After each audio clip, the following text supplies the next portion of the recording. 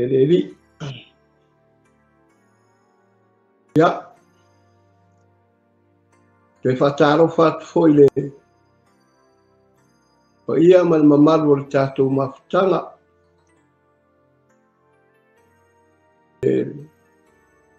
Sua i sunga i au aunga i so se whata whai tauranga i fia mō rātou wharitua. E le ngata foi lea ia. Ana i o tātou ta māma tina mātua. Ia. Ro whare re maru i so se maota. Ia. Taro whātia te oe swafa manu māroro tātou ali whaoro Jesu Keriso. Papitoa whataro whai sunga i le. Whatonu al tātou TV, sunga i le whawhengai ngai a maiku mai whatua. Ia whapewhoi le au whatua tua. Whataro whatwhoi tū tino Keriso. Ia e meise ia o pāanga ma wō. Ia al Klopo Kingdom, whataro whatua ia te oe nea piafi so a manu māroro tātou ali whaoro Jesu Keriso. Pa māroro ngā rurue, te rofo ia le ua whai uwhi au mga renga o neiva yaso. Pa māroro atua ia i rātou o ngā rurue so se whare whai ngā ruenga. Ia e me se fo i rātou o ngā rurue tono a inga more. Whaingo ngā se senga. Ia ua rawa le tau sino nei ta māma nei tina mātutua. Ia e whapewhoi i rātou o pia ngai mga ruenga. Ia vi ele lo whore atua le nea fiafi. Toi mō whoi nei awa noa e. Tātou ti taratara noa i alai ia fionga pa ia ale atua.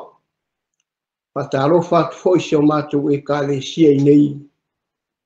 Ia, i merpone, awa mene mātou te au maumana no whai ia waka ua o Craigie Ken. Ia, tere fo ia e ka le sia, ia ma tere whala potopotonga o iai tono al nei. A vaenga o mātou no fo ma mātou au mauai. Ia, i nei raro nei merpone. Ia, te ro wanga inga ia te fōre maruru, ia wa anga inga me fōre me vela, peo na māsani al nei al nei a tunu o au se tālia. Ia e whaftai ai le rofamare anga lei o le tua na tere o tu ua lo tātou ola ia whapewhoso o tō soifua. Ia i le rofamare anga le lei o le tua. Whataro whatua i le so mātou e kālesia i sunga i whawhengainga mō rātou whalitua. Ia e whapewhoi ia ma ave ese o le kālesia mai maunga te tere. Ia, se pa ia foia e malosi o le kālesia. Ia, te rore nei tū lae e tāua i o le au ngai o whi au ma upu o le atua ro tātou whaalongolongo ai te leo ana au auna ro rātou. Moria mai le whi au a le ri. Wa vela war whi au le whai ma whaamarosi au i o tātou wola. E meise o le tātou o langa au auna i le atua. Le lafa aftai atua i mo le sunga i le whatonu o le TV, ia, le fauto i mo wai nei awanoa, ia, i ia le anga le lei o le atua. Ke rola tātou whai mea whasolo, ia no le mafau whau atua i le tātou temi, wa ka koe ngā rua e le kaimi, langa e le o ka koungi, ia o la fo ia isi vaenga o lo whangaso solo mai nei le piafi. Ia au te roa le la tātou a mata. Ia si o tātou te talo, ia wa mātou toe wala au le atua ia te oe le nea fiafi. Mātou mo mori atu le anganga whafte tere lawa i lau fio. Wa o le mātou te roa sa mātou wholau mai le nei vai aso ia e le se vai aso e poupo. Ai leanga foi oro iai le whaingatā ma whitā. Langa o iai le mātui, ma le maangao, ma le maawhārawe au. Ia e le mawhai lawa na aru ese ai mai o mātou tangata. Tau mawhai lawa ina ia le petia ro mātou ora. Ina ia awane ia watu le bi inga ia te oe. Ai wa mātou wala au ia te oe ro mātou o tua le anganga whaafitai tele. Wa o rewa mātou tau nuu le si ui. O whi au mga ruenga o le neiva yasu. Ia e whaafitai atu i lo wanga le lei. sa e le tu ua lava lo mātou ola, sa e mua sa e muri ia i mātou. Ia le wai me uma i le manuia, ia fo i atu le vi inga ia. Te oe la mātou sauni, e mātou te whaalongolongo i lau upu, ai mātou wala auro wa nganga pa ia fio maia oe se e whau, i lau mea whaingaruenga. E vai e whata waa lau mea whaingaruenga, ai o te whaalangolango atu wa nganga pa ia i lau mamalu. A fio maia oe se e whetalai, whaamamalama ma whaamanino o lau whirangalo. Ina ia whaatea o na manuia mea uma, o le a mātou whaalongo ia i le nea whiafi. Whaamanuia foi, iau auna i so se whata whai tauranga i whia, ai le ngā te leo na iau mātou tamā, ma tina mātou tua, ia au whaamarianga ma lau whaamalolonga.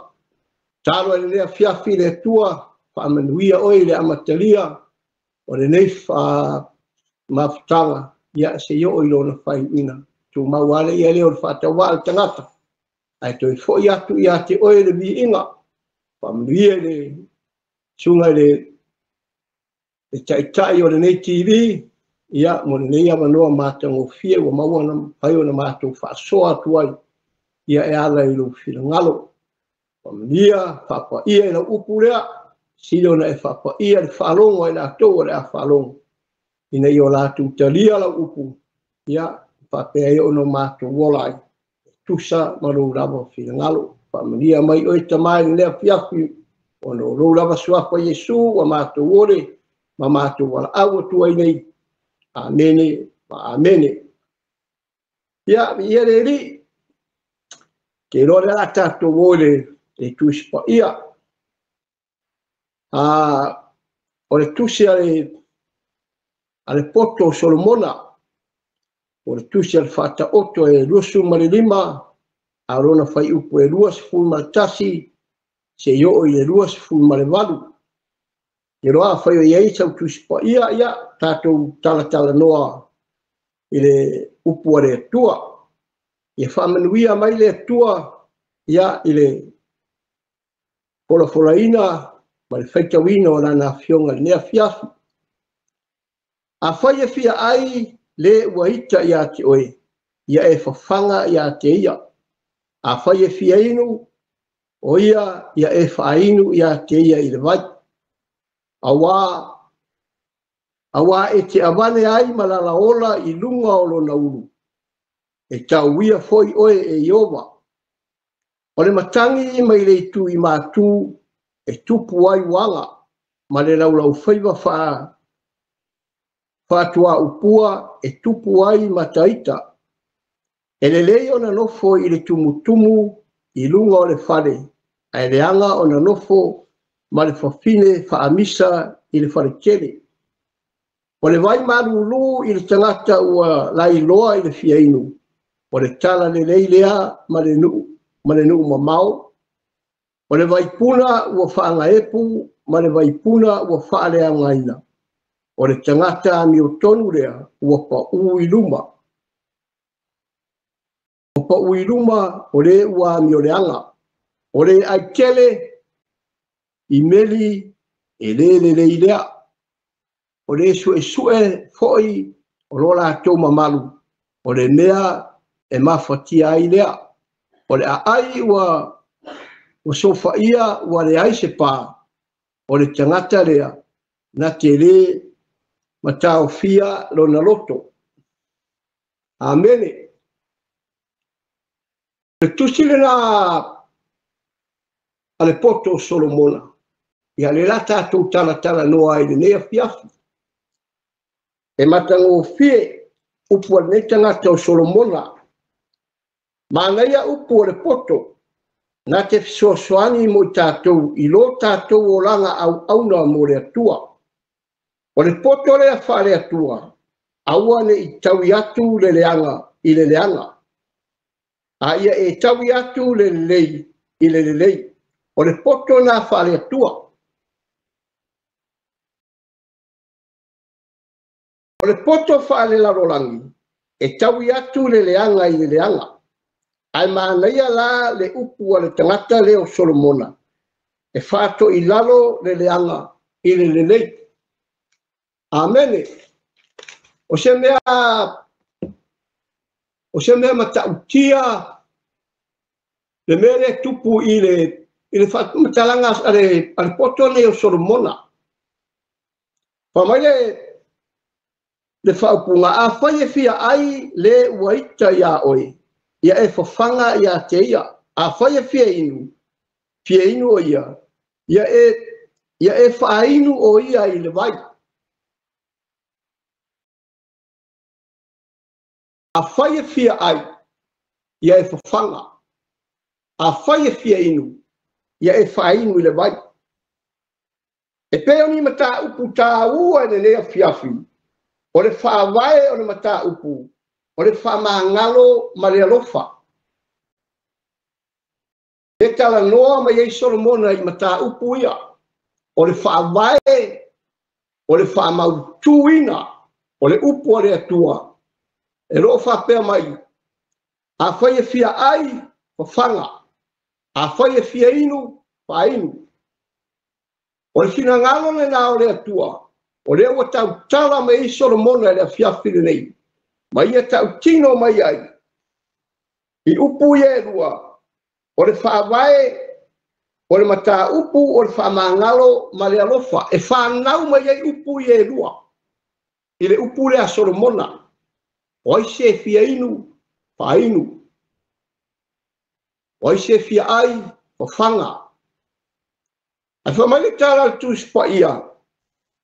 Whamai, a wā e te avane ai malala ola i lunga o lo nauru. E tau wia foi oe e Iova. Ma nei e upu i e rua. Whai upu e rusu tasi ma le whai upu e rua su ma le rua. O lo tala noa mai Solomona. Ma mori mai. Tasi le mea re tupu i tu tonu o tātou e kālesia. Le aise lo to whamangalo. Le aise lo to alofa. O isi tangata wa lewa na wha ese ai. Wa a korka i fia masinga. Fia tausanga. Wa le aise se loto whawhemangalo ai. Pe ngā rulua e rawa i tonu o le kālesia. O la rawa i ule kua o le silesi. Le aise loto whamangalo. A le whamai Solomona. A whai fia ai, whanga. A whai fia inu, whainu. O le alofa whale atua le nā. A o le alofa whale lalolangi. O le poto whale lalolangi. E kaui le leanga i le leanga. O le poko ngā whale lalolangi. Le tala noa ma iei Solomona. Ia tātou loa no tātou sababali. Ma i o tātou whaia le fina ngalo o le atua. A wā a whai o tātou o tangata wa te tonu o le whaoratanga. O tātou whai o te tonu o so se e kālesia. Wa tātou malama i le wheau o le atua. Ia maua i tātou le loto whawhemanga roai. A wā le aisa o ngā tātou te o te tonu o loto. A lalabe ui le kua o resi. E le aisa me ka o se loto whamangalo. A le mele tala noa mai ai le tusi pa ia. E tala noa mai lo tātou ngā lulue, ma lo tātou au nanga i le atua. Ia tātou whaia le fina ngalo le atua e tusai, ma le fina ngalo le atua. Pama Yesu, e lua tu la fono e sirisile on tāua. Ia e alo whātu i le atua e lo loto atoa, o lo wanganga atoa, o lo malosi atoa. Lua, ia e alo fatu i le lua te tua oi. E pei o oe lava i a te oi. Manga ia upu ia. Le tala noa ma iei Solomona. Tātou wa ai fo iai. Le kangaka o kāwika. Sa kuli a pua e saulo. Inga ia whaao le leanga ma le oki a kāwika. Ai le aise le a kāwika nga whaia. Ai whawhetai le alofo le atua, le angakanga o le ile anganga o le atua. Markangaka wa umang whauku e le atua. E whaia e whina ngalo o le atua. Le nkako wa aia i le kala whamtalanga al tuispa ia. ngalu kuli solo ai saulo ia kavika ingai mangau saulo e fao o ia leo kia keia ai le sang sala ai ka ko wa ai le me ma ka kia le ku pa mai nga maua ko e kavika o lai moi lai me foi la ku kavika ki tipile le vakule fa fonga se sel pikol off inga ia kaua ku ia saulo anga o ia se kanga ko lai fa ku mau ia ke ia leika manguela kwa fa o ye yoki ala no ale kavika o ia o le kanga ka wa umanga fa wina ele tua la la le fa mai ga le fa o e kavika loki ai ia sele le piko le ofu inga ia kaua ku ia saulo o le nga ia kau ia ke ia kasi nga mea ka ole loto fa mangalo ele ke ua i kongo le roko kavika seika awanga fa apeo si kangaka e tu mau ya ke ia leika e la kavika fa o ia le oki ai le ai langa kasi nga maka upu fika wi kongo al ka upule tan no ma isoro mona fi ai fa fanga fi ingu fa ingu a le nga ruenga al kangaka o le kele o nga ruenga le dei ke fai al kangaka o le kele fo inga o malala o lai kuku e le tua e lungo le ulo kangaka nga le mere ka kaua ia tātou o no tātou mau e le loto whaamangalo ma le loto alofa o mea ia le kalangoa au tūle le kalangoa mai soro mona i le kangaka kewi sano le fiafi le nei i le ia mau e tātou le loto whaamangalo ma le loto alofa loto fisoasuani o le mana onga na le kalangoa mai soro mona tātou ba ai le foie kako ke baba aile ila foi o le maka upu por kalko uma foi lea ngali ali mai ile kalaka lea o Elisaia ile rua tupu e ono alona fai upu e rua sifuruma le rua na faia ele e tangata lea o Elisaia pamai ua waku le au kau o Suria ia lako ke ami ya Elisaia ai ka kalo Elisaia ile tua whakawaso maka o kangaka ia. Whamaia ia kala o ngā alu le Elisaia maka i kai Samaria. Leango Samaria o le lau mua le o Israel. Rale mea ngā o ai, whamau wakau nguu i Samaria. O ngā koe ka kalo le o Elisaia. Koe whakupula maka o kangaka ia. O ngā poroai le o Elisaia i le tupu o Israel. Whanga kangaka ia. Whaaingu kangaka ia. O ngā kuu a kule o la kue o. Wai, o le mana o ngā ma le upo le atua i le fiafingi. Ia e whaia se mea le lei se kangaka. Auange e kauiaku.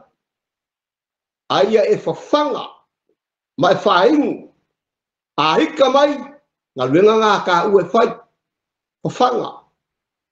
A hika mai, kango e whaingu, e whiu ala kangaka, le whakau ke, ma hika mai ia ke oe, a ki kango e whai ai mererei, o le ngaruenga la ngā, o le ngaruenga le tua, ia oe le whawhanga, ia oe le whaingu, a o le ngaruenga le tua, o le kuu iai o marala ola i lungo le ulu o ngaka ngaka.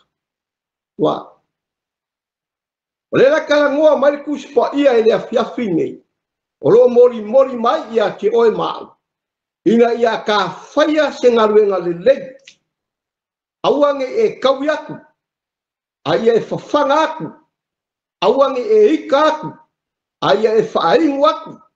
Leanga o le mana onga ngā le kalangoa mai ele poko solo monga ia ke oe mau le fiapine. Ina ia maua e i tātou le ola whamangalo. Awa reskaka, wa fia aka usanga.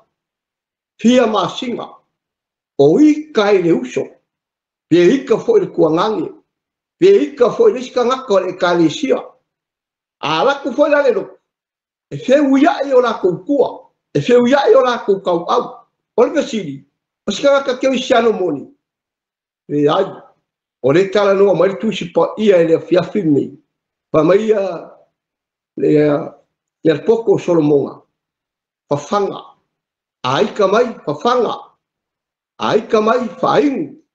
O le ngaluenga whainga ka ngaka ke wisiano ma ka ngaka whamoni i le atua. Mau e loto whamangalo. Po le ale kele me o kala ka ngaka. Po le ale whai me o kala ka ngaka. Aua ngi e popole iai. E kele e hoki ai. E le saufo le kala e whasioti a te oi. Le ai. O le ngaluenga ka kou ma le mea ka kou e whai. O le fisoasoani. Whahingu. Whanga. Le ngol kasi ngā me le kupu. O le ika. Ke roe. E o koure a ingo le tua le fiawhingi. Kasi ngā mea ke apolo ngan ka ngaka. Le ngai aringa alu sa kangi ma koe fo i ma ia ke oi. Aisia. Le ngai kero ave sea le mea sa kangi ngai ke ua. Se ele whape fo i ngau ka ngaka loku. E a whia i fo i ma ia ua le fo i whiau. Le ngau kere a mi o kongu i lalo le mako le lalungi. E ika i mi o ke hika ai. E ika i mi e oso mai le ika. Aka koe ngofo ma koe mawau whauranga le upol kuispa ia ngofo i lalo ma wafau whau. Aka kongo ngofo la e o mai le ika. Ka kongo ngofo i lalo ka kongo mawau whau. E koe a mai e rea nganga o le atua. Mawau whau ngā whau ma mawau whau ngā le rei. Inga iawe ese mele le ika. A me kongo anga le ainga o le atua le fiawhingi. Ke whamalosi a te oi. A ere ave sea le meo le hika ngai a ke oi. Ere ave se sa kangi. Langa o le mea ngā le ave sa kangi ma koe fo i marikangaka. Langa o ngai ke ua le mea ngai a mai e sa kangi i kangaka. O le mea sa kangi a marikangaka o le hika. A o le mea le atua e marikangaka. O le alofa ma le ori ori. Hallelujah. O ke whautuara le aingo le atua le fiawhingi. Ia ka kumanga kua. Ia ave e sea ia oe le meo reika. Ia o le mea ki Apollo. A o le mea le alofa. Ma le mea le whamangalo. O mea ngā le atua. Ngā au mai e le atua. Inga ia ka kou loa na tātou wolai. Ma ia tātou loa na tātou whaia. E tusa ma le mea o fina ngalo ai le atua. Le foi la kaukala iai le apostolo Paulo. Ile e kare sia i Roma. Le mata upo es fulma le rua. A longa fai upo es fulma le fiku. E o le rua suma kasi. Pamai. Aua le tawiatu le leanga i le leanga. I se tasi. A ia sa uni mea e tusa i luma o tangata umalawa. A fai e mawhai a ke outou, ia outou nofo le lei ma tangata umalawa.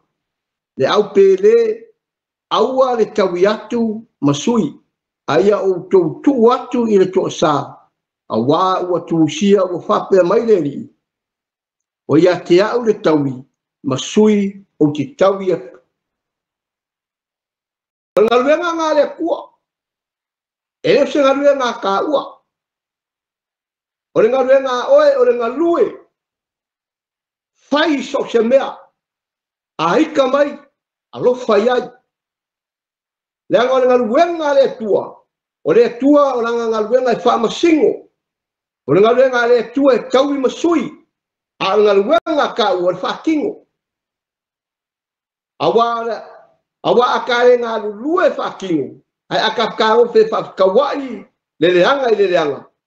E paula le me o e lo ka uang ka ngaka o le atua. Awa le kala ngoa mai le kuspa ia e le fiafi le nei. E lua poko. O le poko wha le kua, ma le poko wha le langi. O le poko wha le kua, wha ingu, wha whanga. A le poko wha le langi, kawi le leanga i le leanga. Le poko ngā wha le langi. A le poko wha le atua, wha whanga, wha ingu. Ile ika mai a ke oi. Wa le mangingo le kalangoa mai ale. Ale fai upu fai upu e a foi e lupu lua. E kusi la a Solomona. Fa mai. E fai e oi. wa kili ai i le rofa oe o nga whaakupulia le malala ola i rungo le uru ngaka ngaka. Se wa aida i e makau kiore o le me whai le kua. Paule ngā ruenga ka ue whai o whanga ma whaingu. A le sanga whaakupuinga whainga o le malala ola i rungo le uru ngaka ngaka.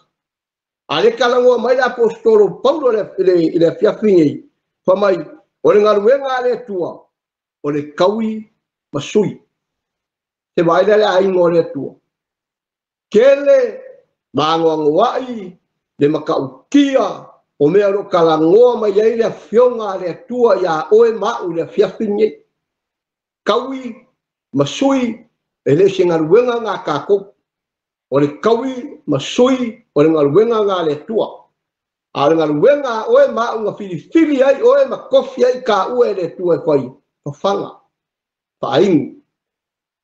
Ai whamai kala ar soromona. Wa kili e whoira. O ngā e whao popo inga malala ola i rungo le ulu o ngaka ngaka. O ngā e whai e oe ngā ruenga le lei. Inga ia kau ia koe ka ngaka ngā le alofa whaale kua. Ngā ruenga whaale tua.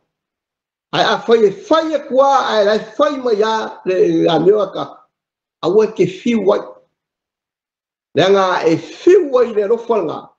O ki kau kingo a kuia ki oe le aingo le tua. Nonga winga e le whamanguia inai oe le tua. A whai kako ke whaia ma wha kingo le umaro karangoa mai ele kuspa ia ya ke oe mau i le fiafingi o ke whai akuia ki oe le aingo le kua e manuia. E renga keinga manguia le lei mea uma whamanguia le tua ya ke oe mau ngā ruenga mau me whai. Aisea, langa le lei. Ko le foi fa mai le fa foi upule ru fuma lua. Ma yo aua e te ava e ai malala ola i lunga o lo na ulu. E tau i foi oe e yonga. Wai, o au ngā ruenga umanga ke whaia. Ma e kau i ai le lei. Aua ke kau i ai le leanga. Aua foi e whaia ngai mea uma i lo wika. Aia e whaia i lo alofa. O mea umanga e sau mai ko kongo lo loko. E whai ai au ngā ruenga le lei. Pālong whanai upule lu fumai wanu. Whamai ore ai wao whaia, wa so whaia, wa le ai se pā, o le tangata lea na te re matao fia longa loko. Wa ia. Por kere yo kangaka wa lato whaia ko inga olanga ia. E ke fiu ariska ka whai me le lei. Fiu kangaka e whai ai me le lei. Ave ai mea, whai ai mea. Wa kere whalau iska ka e whai me le lei. Whamaseo ka fiu whai me le lei ni kangaka. E whai a kua me le lei e a kile inga whai mai. Ai vai, le whai karangoa mai kuspa ia ia ke oe mau le fiafingere a ingore tua. Aua e fiu wai. Palo whai upo e rusu mai lua. Wamai whai upo e se fulu mare iwa a loma. Le au pele, aua le tawi atu masui. Aia o tau tu atu i le toa sā. A wā ua tūsia. Wa whapea mai le ri. O ia te au le tawi masui. O ki tawi atu. O le nei. A mate la aina le ua ita mai ia te oi. Whawhanga ia te ia. A fia inu ia. A watu ia te ia e inu ai. A wā o le a mio whapea. E whaa au pu e ai. Ma lala ola i lunga. O lo lau kwai. Ma ngai ai upu ale apostolo Paulo. Le ma koe wha mangingo. Wha malama mai e apostolo Paulo le whenga ingo fau. A wā e wha mai e al poko solomonga. E le whenga inga kuai. Aika mai whanga. Aika mai whaingu. A le wha mai le Paulo le whiawhingi. O le ngei. A mate la aina le uaita mai ia te oe. Whanga ia te ia. Whainu ia te ia. O le ngaruenga whainga kangaka o le tua. fanga faingu ai ko ile tua o le tua ke a mai le kau e kau ai ngaruenga le le oi ai au mai foi le tua kau ai kanga ka oro ia foi pe ale ami oro foi ko menei ala lava hika mai lava ia oi pa ali mai lava ia oi awangi e popoli ai kangwe fai ai ngaruenga fa le tua le ka ko kanga ko le tua pe a foi o oe ma o kanga ko le tua au angi o kako popole angi o kako waku wale yai ile kanga ika mai ai kanga oe makua fahali ai le mi o fale kua le ngor kelo kanga ka mai se peia o se kua fai ai o le tua le ngor le kinga luenga fale kua e ke fai le alofa e ke fai le loko fa mangalo e ke fe soangi a kua le ngaka le ngor le ku ma le anga nga whakangaka moni o le atua. E ke whaia ngā ruenga le lei. E hika mai, ai kango e whaali ai le alofa wha le atua. O a mea uma e ke whaia, e ke leo whaia mo sikangaka. Ai le ke whaia mea uma, o ngā oloua lofa i le atua. A whaila o sikangaka o le atua. Kango makua whaali ai, i kangaka ngai hika mai a oe, le ku wha le atua. Nanga peango whaku i le apia whingui. E lua koe ngā poko, o le poko whare atua, ma le poko whare laulangi, o le poko la ngā whare laulangi, le ua halu le kaimini, o le a, kau i aku le leanga i le leanga. Ka ko kei loa i mea kukupu, wa fia kanga ka wa whare pui pui, o ngō le a, o le kau i masui. Awa i aku o a mea wa kukupu le laulangi ni, ia ka koi lole le o mea ia roa a maka ngāri yali mai soifuanga mai o ranga nge ka kuke o lai te a whai e ka kuke le whaia le alofa whare kua maro ka kou maua i le loko whamangalo te o whamai ke riso whamai ia Yesu ia e whamangalo atu ia i la tau e oro o ika mai ia ke ukou a whaila kere whamangaloa kangakanga, e le ma whai o na whamangalo inga oe le atua. Amene, le angor kangaka whale atua, o au ngaruenga whale atua, e muli au ngaruenga, i au me whai. Te a whai e ke whamaongi ma e alofa i le atua, auange e kau yaku masui, aia e kau i whale atua me uma, e mangui ai me uma ke fai muri le kusi le aroma aua le fato i la roina o le leanga ai e fa ko la roina le leanga i le lei pai ma ngai ai o por apostolo Paulo aua ke fa ko la roina le la foi aua ke fa ko la roina o le leanga ai e fa ko la roina le leanga kango fa ko la le leanga i le lei o wa me ai fai mai kangaka ia oe o wa me wa ai kui mai kangaka ia ki oe inu nga lue puno e fai le nga lue nga fale kua si so soangi a lo fai so kangaka ai o me ia e kaui mai ai le tua nga lue nga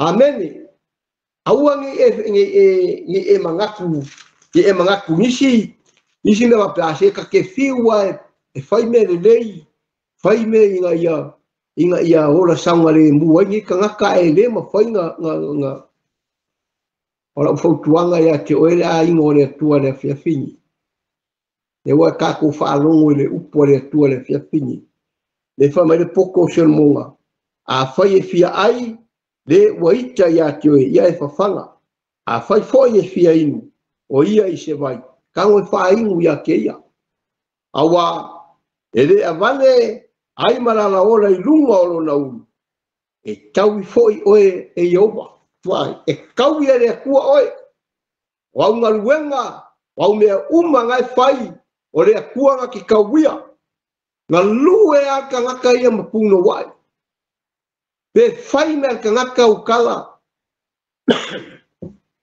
pe ko kiki yo mai limo kangaka ia ki oe punoa oe fai le ngaluenga wa tofia ma fili ai o e le tua e ke ngalue ai mai au nga ia i le tua awa ke ango fo le kanga ka nga e ika mai a oi langa e ro ia le kau i o sa ngia e le tua mo nga kanga a nga luenga ka ko e fai o le au na ma lue ma fanga fa inu pe on fa mai e tu spa ia le fia fini ia mau e ka ko le loko fa mangalo langa kasi nga me le kupu ko kongo e kalesia a faya langa nga ika ya o le po la me nga fai nga ka nga alu ela ia le wa ui mai ale ku ya o wa ui mai le ku ya o le ko sau i le loku ke ro nga ke ro ku ai a o sui le si ro ku alu o vesidi o mau ai la se nga manuia po sanga fa unga ko kongo le mera ya lu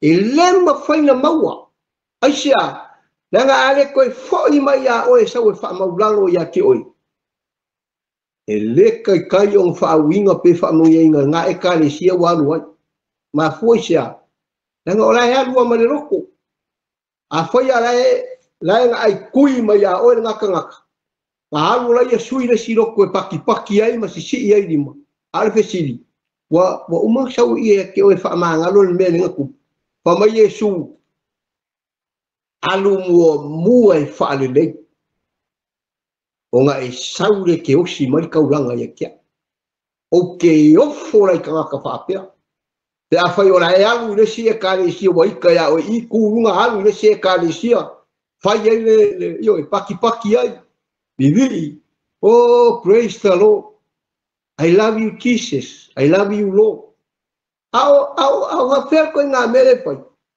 o sau e ko fa le le o e ma ia nga alu ila ia le ma fai asia la ngore kupu pe no fai ature la ingore tu le via fini ore kupu ko kongo o e kali so se kali sia ore kupu ai na ore sia e kali sia ya la ro ku fa ka se ya o mora le nga wa hui le ku ai des ore fe ka kala o ka fiola la so que so ro ai ma sa fa so ai le fia fini ko nga ola fa pau ye kupu kamini ele ka loku ele ka kevisano ele ka fawinga ele ka ole tua la ka ole tua le fa mai el kala poco solmonga a fa ye fi ai ya a fa ye kamai ya ke oi ya e fa fanga a fa ye fi aingu ya e fa aingu la nga luenga nga o e ka ole tua o nga luenga nga o ka ole tua ma filia ma kofia ai ka wele tua ka ke fa kingo inga ka ko wai ke nga fio ma Yesu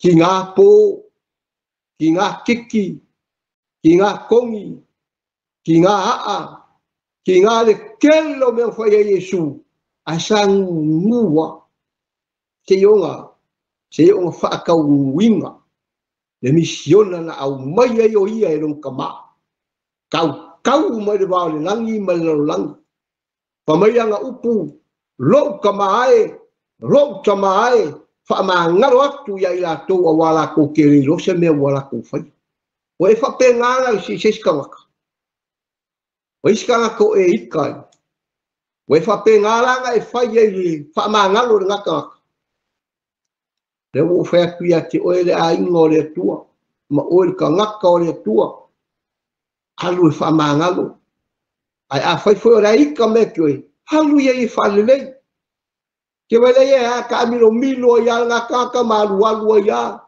ele ma fai nga ngalo ya ia le nga e fai atu ya te ya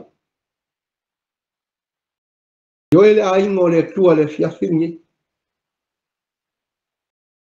le wo kala ngoa mai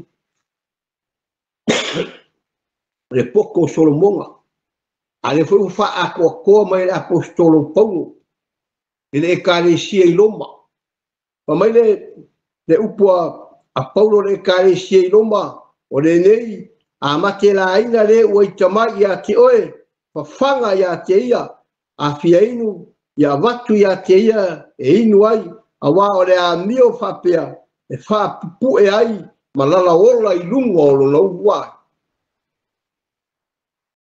o le kele o lo walofa kanga o le kele o mene nei ke fai kanga wa kile nga fa ka pu e le tua le malala ola I lunga o le u a fai nga ke I ka ai I kanga ke I ka pa fe pe ke wa o ki nga ni pu ka ya o fe la me fai le langi pe a fai e ke o ke ngole o fa mi singo nga le ku e fa mi singo nga u ma me ia nga kupu le lo langi nge ia o e ola ma a e so I fua mo vola e ko fa mi singo nga u mai le kua a unga renga le lei o au me le ringa fai e ko fa a kepa u mai o e le tua le me nga lo ke fa tua ia te o le a ingo le tua le fia fingi ta fa mai pau ia e maua I le roto fa mangalo fanga iai anga le lei iai a o ngame uma wa ki le inga whaka pu e le tua le malala ola I lungo le ulu o ngaka ngaka maua e ka ua le whiawhinga I loko wha mangalo ia maua fwe ka ua le loko alofa le whiawhinga a whaia o ika ngaka ngai e whaasanga kau mai a ki oi le ika o ame uma ngai e whaasanga kau mai ka ngai ki oi whai ai le nganga wha le atua o le alofa aua ke kaui mai sui ai lenga o le kaui ma sui o le poko whaalaro langi ngā le kupu I kaimine o le kaui ma sui a o le poto wha le atua o le wha maangalo o le whawhanga ma wha ingu iai ka kou ka ngaka ngai ka mai awe o le ke lei o le au ngā o le whi au le a paulo ma le whi au le a soromonga ia ke oe mau le whi a pingi lenga o le kupu e lenga o whi aku le kupu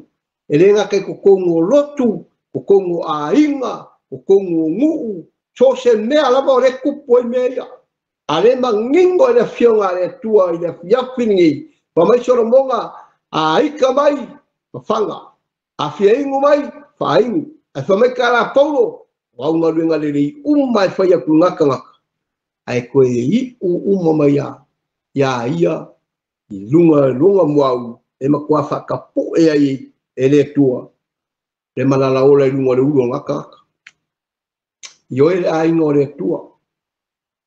Ke lore u ka whaalonga le upo le tua le whiawhinge. O se whamalosi fo I mo ka ua. Haleluia, le ngā maka mai ka ngaka o le tua. Ka koa me kupu ia ka wika. Maua koe ka wika saulo moe. Se sele piko le ofu ka waku ia saulo. Maua ia le loko whamangalo. E leo ika. Sau hoi I kamaro I seia. Nāle mea kupu ia I seia. Waku le au kaua suria. Ai kalo ia seia I le tua. Ia whakawaso I le tua. Nāle mea foi. Mofo maka I Samaria. Nanga o Samaria o le lau mua o Israelu. Koe ka kalo I le tua whapupula maka. Whairo la ia le malanga pula inga I le kupu o Israelu. Whanga ka ngā. Whaingu ia I la kou. Kuula ia o. Wai. Ole ngā ruenga ngā whare kua. Whanga. Whaingu. Anga le lei. A lofa iai. Ngai ba aile I whamanguianga le tua ia ke oi. O aia ka ngako ngai ka kioi. Se ko anga kuri vai I le tua. Ka kalo I le tua. Anga pongi I le tua. E ke wa aia kua ia I me kupu kankanga. Ke wa aia kua wa koe sau ia ke oi. Aisea. Langa o le ngai ioi. Whamaikala kusia ke nese. Sa whenga ioi ia I le nganga o le tua I le whangatai. E whapengale o langa ngai kako ke iai. O le whenga ioi ia I le nganga o le tua I o kako loko mo kako nganga. O anga luenga kako ke whaia ko kongo le luenga le tua. O lo ngā lue mai le nganga o le tua. E ka ia lo kako wola. Ka ia mo lo utu soi fua. Inga ia kako sawa wali ma wha maongi kako ke whaia le a mio wha le tua. Le famai la pre le poko solmonga le fiafiringi ia e fafanga a aika mai fanga a fiaingu mai faingu ai famai a Paulo o le nei a makelaina le waitamai ia te oi fafanga ia te ia a fiaingu waku ia le vai e ingu ai a le ngaruenga a le tua pai o le whaamapue o malala o le ilunga o le ulu o le ngata ai o le upu male au tu mo ka ua o le whaamangalo ma le alofa a whai mai a ka ngoi whaamangalo a ika mai alofa iai le ngore ku ma le anganga o le kangaka wha le atua o lau whaukuanga foi mo oe le a inga o le atua pe a whai o e whaafonga fonga ma le ngea piafi ia maua i tātou le loto whaamangalo ai alu foi la le loku te whaalongo i ngā le sau o le anganga o le atua ko kongo o loko ai sea la ngā le sila fia le anganga o le atua o ngai ke mama ngai ke alofa o ngai ke loko whaamangalo o le ngaluenga ngā pakauria whare ngu o le atua sa au si kaulanga le ngu o le atua i le akua e ala i mangu ai whamai le akua ia Isaia o ke le koe mangao e koe e whai aku ia Isawa e luo o ingu se inga kaulanga e amai a ke au i koko mangu o fisira e ala le kaulanga o le mangao le atua kako ke whai a moia a waringa au mai e le atua ronga ngu sa whai e le ngu o le atua le osinga kaulanga i le atua e ala i mangu ala kaulanga e ave ka ua i le atua le keninge kako wa ai le kaulanga a mai e le atua kaulanga i le po ngā e le sala le kamai maa mue le ai se sala ma osia koe kaulanga i a keia kaulanga na kaulanga whale leinga wale ala si kaulanga kako ke whaia mo le atua i a susau ale kalangoa mai ele e kuspa ia ia oe ma ula fia fini alofa fafanga aika mai fafanga a fiaingu mai faingu a le ngaruenga le atua o le whaama poe o malala o le lungo le hulu o le ngaka le aingo le atua le fia fini a whai kero whamoni i le atua ia e au auna i le atua i lo loto atoa ma lo nganga atoa ma lo whaamaoni o nga e alofa lola ia le i le atua pe ang whamai Yesu o urua i kula whangoa ia e alofa atu i le atua i lo loto atoa o lo malosi akoa ma lo nganga akoa o nga whaakaungu winga lola ia lea o mea uma o lo e fina ngalo ai pe mai Yesu kula fongo longa lua ia e alofa atu le lua te tua oi e pei o oe lava ia te oi le kalongo mai kuspa ia le fia pingai fanga fainu ngaluenga le tua o le fama pue o le malala o le lungo o le moau e fia lua ia la kamanga a le fia lua ia a le vai lulu le u ai sea yang abo mamafal malala ola la ku e le tua lungo le u a ingo le tua ia maua e ka kou le loto whaamangalo le o ka kou anga inga iatu ia mo sa pati o le tua na me kaunga whai ka tenga lo loto alu e whale lei a whai o inga i ka mai kio alu e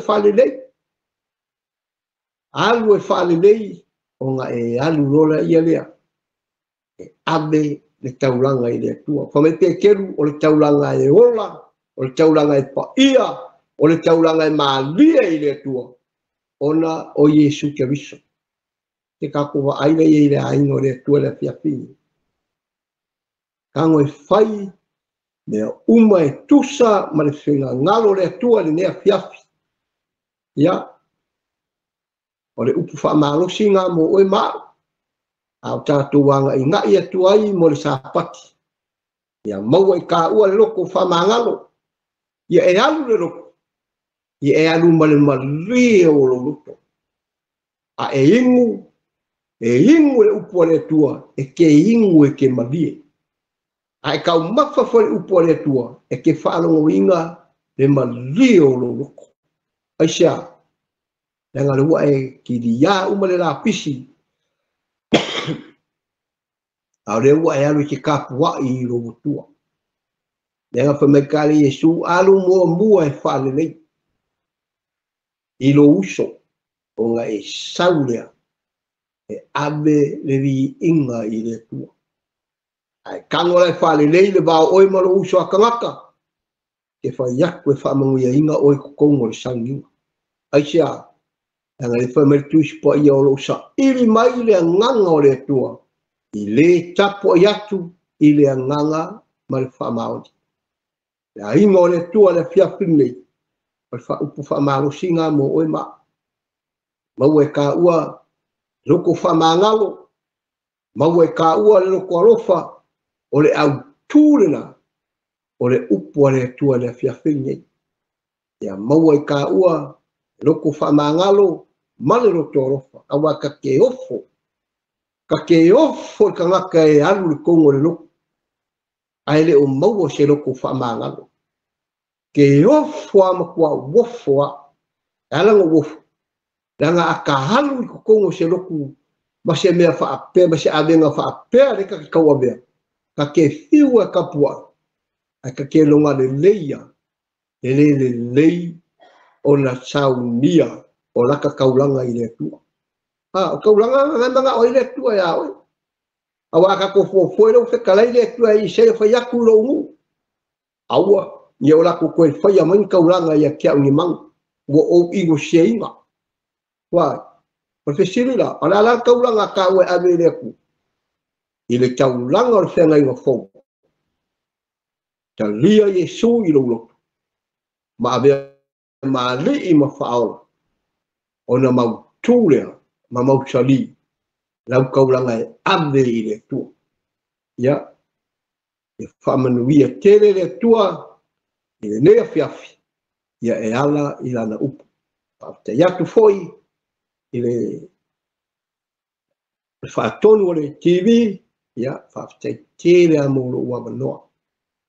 Whaaftai foi. Ia. I le aingo le whaatua tua. Ma le tino ke wiso. Ia. O whaiona tātou mau aile nei. Whaasoa i nea fiafi. Ia e tau ala atu i le whina ngarupa ia o le tua. Whaaftai tere lava. Ia. Te loa le a tātou tau mawhai. Ia. E whaiwina le tātou. Ta upu le fiafi. Ia se i o tātou. Se i o tātou talo. Ia. Le tua. Wa umanga luenga le tangata. Ai o te whaalangolango atu nganga pa ia. I lo mana. Ngā luenga au o le lulu. A o ngā luenga ala o fio. O le whaatupu ma whaasusu. A mea le whatu leo a luluina. Ia tupu maola. Ma ia maua ni a nganga a wā oe maru whina ngalo. Whawhitai le whea o le ola. Le ana e au maia ia kia o titano e whaamana maina. A wā le upu na a maia a wā i whaatonu whaapoto. Ia a ngā ruenga ala o fio tama. E te whaatini ma whaataunu. O ai lava i lātou, whaiona lātou maua ma whaalonga le lea fiafi. O rau te taro le tua ia iai au whaamanianga. Whaamanuia iau au auna mo lātou whaletua i so se whata whaitauranga i fia. O lo a vea o lātou leo. E whaima la mepa e mumu atu ai lau whina ngalo. Ma whaasu suru atu ai lau whi au. I so se turi manu le lalolangi o au atu ai lau upu lea. Ia maua ni a nganga. A wā oe lo mātou atua ma lau whina ngalo. Ngā te lea te talo whamanuia nei o mātou mātua. O lo whapea o na nofo ma tapu ai. A o alo whaiwa. Alo ma whanau o Samoa i so se tiute. Wa to fia e au auna ma ngā lulue ai. Siri au whamanianga. I lungo au na ia Mike Malfaltua. E mai se TV al Klopo Kingdom. Ina i avea pele nei TV. E sanga susulu mamala malama tuai. Le lalulangi uma. Ia i lato ma whaio no lato maua. Lato whaafofonga. Ia le tau alanga au na. E peo na tau alanga noa i le amatanga o mai whaurewa. E whaapena ala mātou tau alanga le vai tau le neo lo mātou wola i tama. O lo avea i mātou e whai. Ma tau alanga ina o lau upu ma lo fina ngalu. Ina ia whaapea o na ola ma manu malo ina. A nganga mo oe ma lo lawa fina ngalu.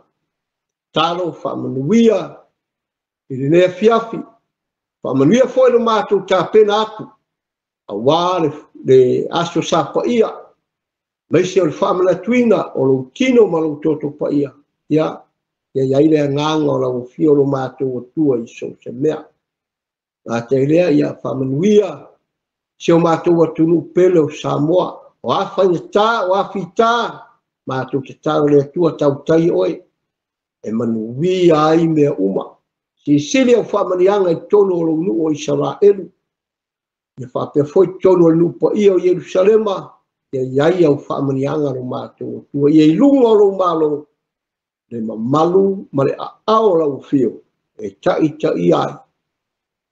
Lo nu o Israelu. Talo la lea fiafi ia whaamanuia mai oe lo mātou o tua.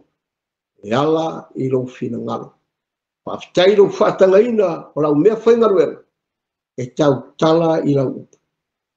Whaamanuia mai oe lo mātou o tua o no o Yesu a mātou ole ma mātou wala au o tua i nei. Amene. Ma amene.